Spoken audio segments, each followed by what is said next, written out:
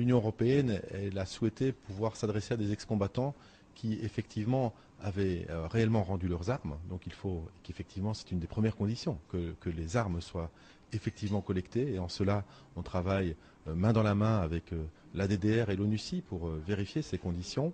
Et ensuite, des ex-combattants, ça c'est une condition que l'Union européenne pose, qui ne sont pas concernés par les résultats, par exemple, de la Commission nationale d'enquête. Donc qu'ils ne soient pas parmi ces personnes qui ont commis des graves violations des droits de l'homme pendant la crise post-électorale. L'Union européenne s'engage aux côtés de la Côte d'Ivoire dans le processus de réintégration des ex-combattants. Facture de cet engagement 14 millions d'euros, soit 9 milliards de francs CFA. Affectation de l'enveloppe, favoriser le passage des anciens combattants du maniement des armes à la maîtrise d'activités rémunératrices. Ce sont 7 500 personnes qui seront identifiées sur l'ensemble du territoire ivoirien.